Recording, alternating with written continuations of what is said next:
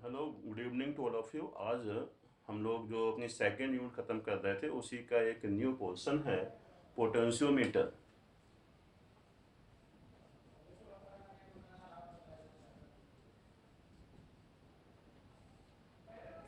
ये पोटेंशियोमीटर है।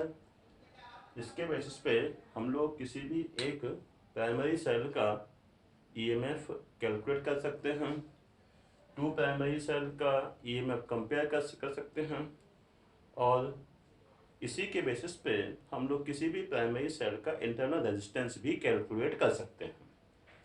अब कैसे करते हैं, क्या इसका प्रिंसिपल है, क्या इसकी वर्किंग है, आइए इसको समझते हैं। यहाँ पे एक वुडन बोर्ड होता है। उस वुडन बोर्ड के ऊपर 1 मीटर के कॉन्स्टेंटन या मैग्नीन एलॉय के वायर टू कॉपर स्ट्रिप के बीच में फिटेड होते हैं। ये जो दिख रहा है ये आपको कॉपर है। ये जो वायर दिख रहे हैं ये सारे सारे वायर 1 मीटर के हैं। ये वायर कॉन्स्टेंटन या मैंगनीज एलॉय के हैं। अगर हम मैंगनीज एलॉय की बात कहें तो मैंगनीज एलॉय कॉपर, मैंगनीज और निकल का मिक्सचर होता है। इसमें परसेंटेज कॉपर सबसे ज़्यादा 84%, मैंगनीज 12%, निकल 4%। कॉन्स्टेंटन में मैं आपको लास्ट लेक्चर में समझा चुका हूँ, कॉपर और निकल का मिक्सचर होता है 55% एंड 45%। अब आइए इसके बारे में समझते हैं। तो ये है कॉपर स्ट्रिप्स, 1 2 3 4। इस तरह की कॉपर स्ट्रिप कई सारी होती हैं। यहाँ पे केवल मैंने कुछ ही बनाई हैं। आइडियल पोटेंशियोमीटर की जब बात करते हैं तो इनमें बहुत सारे बायस होते हैं। जैसे आप यहाँ देख रहे हैं 1 2 3 4, वहाँ पे 10 से 14 वायर्स तक होते हैं। लेकिन यहाँ पे केवल हम लोग थ्योरेटिकली पढ़ रहे हैं, इसलिए मैंने यहाँ पर कम बनाए हैं। यहाँ पे होता क्या है, कॉपर स्ट्रिप्स के बीच में यहाँ पे 1 मीटर के कॉन्स्टेंटन या मैग्नेट एलॉय के वायर फिटेड होते हैं।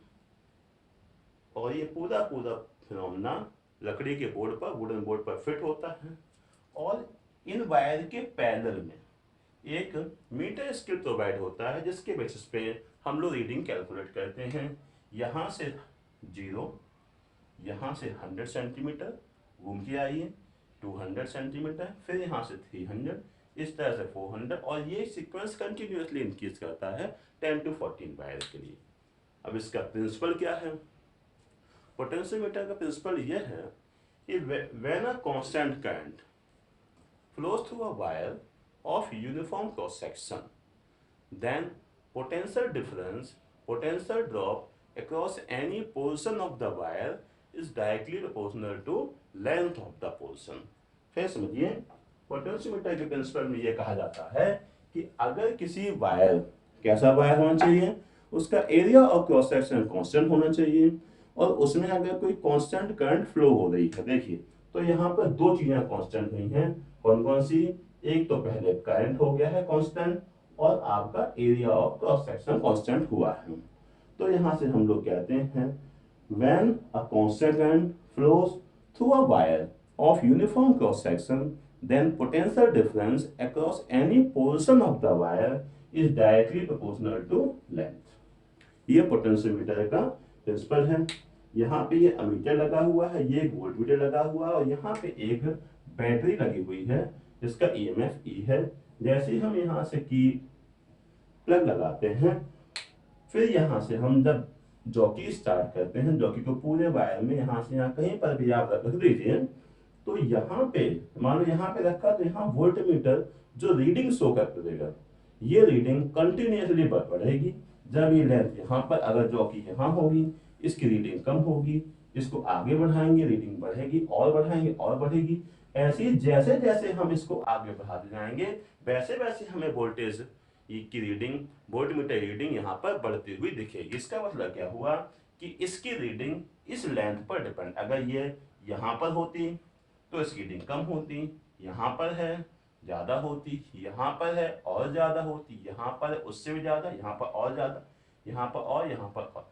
इस तरह से कंटिन्यूसली लेंथ बढ़ाने से इस वोल्टेज की रीडिंग बढ़ रही होती है। तो यहाँ पे हम लोग ये कहते हैं कि अगर कोई एक वायर है, कौन से वायर, ये कांस्टेंट मैग्नेट एलॉय, जब इनमें कोई करंट फ्लो होता है, कैसा करंट, कांस्टेंट करंट, तो जब इनमें कांस्टेंट करंट फ्लो होता है तब इनके किसी भी लेंथ के अक्रॉस पोटेंशियल डिफरेंस इनकी लेंथ के डायरेक्टली प्रोपोर्शनल होता है। इसको और एक्सप्लेन करते हैं। अकॉर्डिंग टू ओम्स लॉ, ओम ने यह कहा था V = I × R। अगर हमने ये कहा कि ये वायर मैग्नीज या कांस्टेंट के बने हुए हैं, इनकी रेसिस्टिविटी रो है, कोई एक लेंथ हम लोग L मान लेते हैं और इन वायर का area of the cross section हमने मान रखा है A।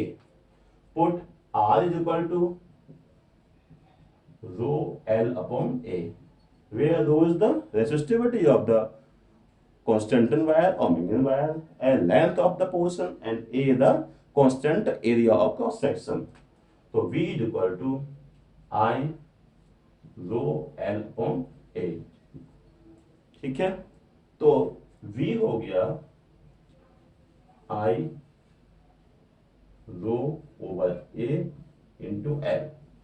देखिए करंट आपको पता है I कांस्टेंट है, प्रिंसिपल में पहले ही क्या दिया गया है, रो किसी भी वायर की नॉर्मल रेसिस्टिविटी कांस्टेंट होती है। एरिया क्या है, area of cross section. Cross section area कहाँ होता है, जैसे मान लो कि वायर है, इसका ये जो होगा ये क्रॉस सेक्शन होगा, इसको हम लोग बोलेंगे क्रॉस सेक्शन एरिया। तो I constant, A constant, resistivity constant, इसका मतलब क्या हुआ, ये पूरा ये जो ब्रैकेट में रखा हुआ है ये पूरी क्वांटिटी कांस्टेंट, तो V directly proportional to L। यही है पोटेंशियोमीटर का प्रिंसिपल कि when a constant current flows through a wire of uniform cross section then potential difference across any portion of the wire is directly proportional to length of that portion. Okay, आशा करता हूँ आप लोगों को ये अच्छा लगा होगा। इसके बाद हम लोग नेक्स्ट वीडियो में मिलते हैं।